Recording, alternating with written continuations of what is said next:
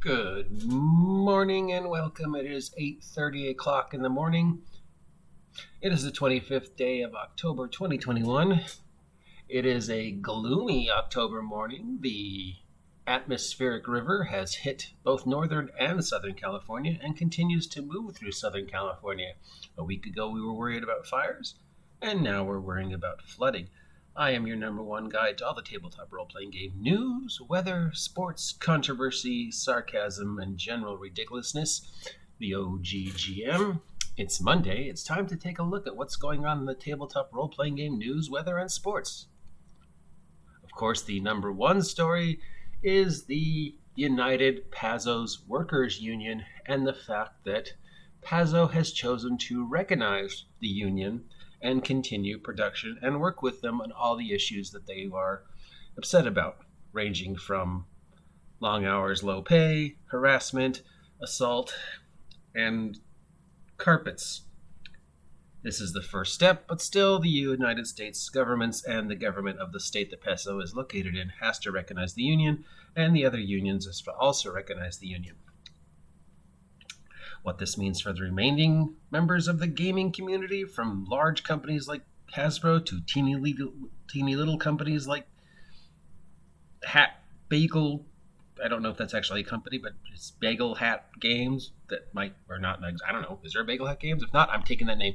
How will this affect them? Who knows? It's definitely a step in the history of role-playing games in the companies and how it will affect us, the consumer. D&D Beyond released a free adventure called The White Dragon Hunt, where the players take on the roles of dragons. This no doubt has something to do with Fizbin's Cookbook of Dragons, which was released this week. Fizbin's Cookbook of Dragons, of course, is not the actual name of the product. It's just a lot more fun to say.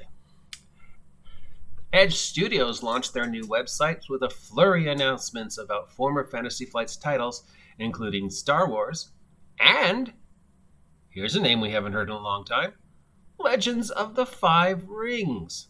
So if you remember, we spoke about this last week. Fantasy Flight Games, who are making Star Wars, the quote role-playing game currently, closed their role-playing game department, closed their subsidiary departments, and then handed the baton over to Edge Studios. Edge Studios being sort of, but not really, a subdivision of Fantasy Flight Games, taking their name from Edge of the Empire. They will be reprinting Star Wars and other stuff, as well as making new stuff for the various licenses that Fantasy Flight Games and their subsidiaries had. These include Legends of the Five Rings, Android Keyforge, Realms of Tyranoth, Terrinoth, and the Genesis generic role-playing game system. And of course, Star Wars. They have an online store and TTRpG, and they will soon have a physical presence itself. And we have a 5e conversions of Legends of the Five Rings coming up, which we don't need, but we're going to get.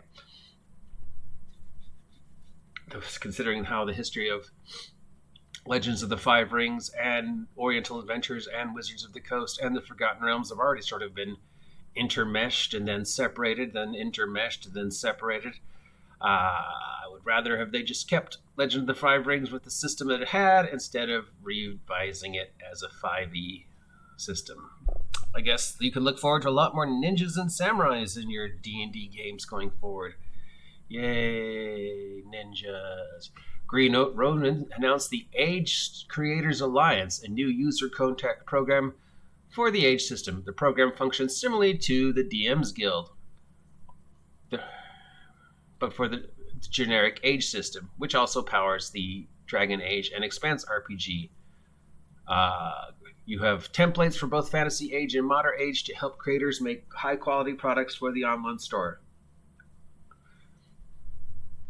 Modern Age Mastery Guide is one of the first things to come out of this. It's a source book for players and game masters for all of the Modern Age stuff.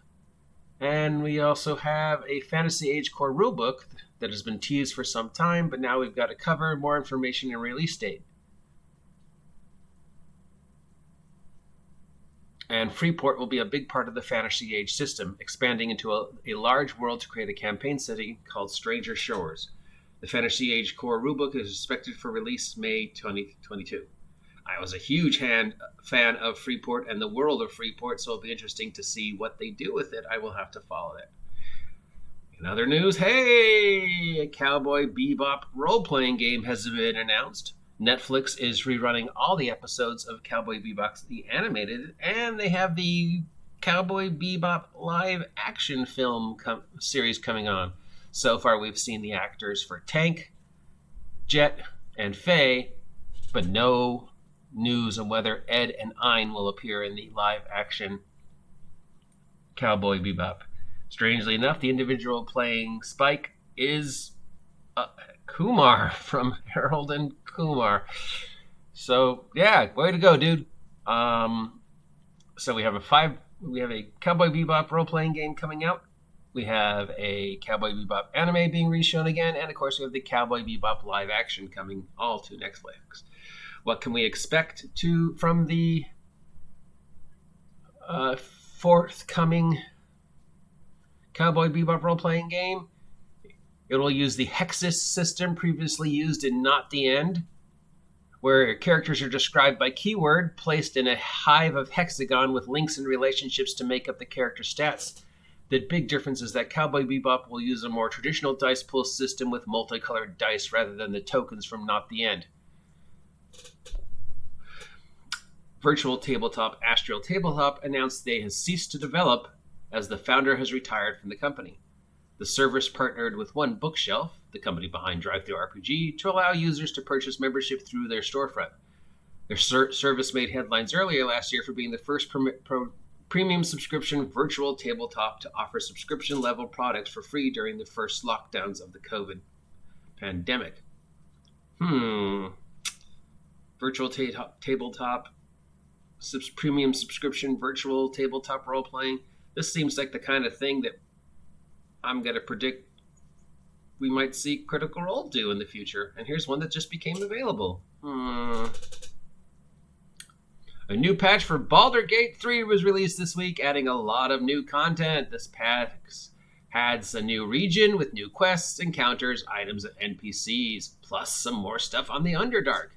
And the Sorcerer class has added 2 new bloodlines, Wild Magic and Draconian, along with the rules for meta magic abilities and new spells. Dozens of new actions, weapons, and other stuff has been added to the Baldur's Gate 3 video game. Crucible 7 partnered with Humble Bumble to offer a Warhammer Fantasy Roleplay bundle featuring a massive library of books for multiple editions of the game. The one level is enough to dip your toes in the Warhammer Fantasy Roleplay with a starter set, adventures, and other things. $10 adds the 4th edition core rulebook, a Game Master screen, and 6 more adventures. The $18 and on adds even more stuff. All of this goes to support Water AIDS and runs through November. Water Aid is a charity that helps bring water to individuals who do not have it in third world countries. That appears to be it pretty much for this week. For gaming news, again, the number one story, of course, being the United Paizo's Worker Union, and I guess the Cowboy Bebop role-playing game, Cowboy Bebop anime being shown again on Netflix, and the forthcoming Cowboy Bebop live action. You'll probably have to watch that one and give some sort of rundown for it coming in the future. Also, Fizbin's Treasury of Dragons, or Fizbin's Cookbook of Dragons, as whether you prefer it, sort of snuck underneath the wire and was made available this week. It's in the stores as of Thursday, so if you want to run on over and check out the Fizbin's Treasury of Dragons, great. Remember, I tried reviewing it, and it made my head hurt and how weirdly it was organized. But maybe they've changed it, so I'll have to take a look at the cover page and see if it's still as weird as their preview made it, or maybe they were like, wait, this makes no sense, and redid it. As for all your tabletop role-playing game news, as for the weather, in Narnia, the temperature has dropped to a -1 degree, and there is a large outcry for Turkish delight.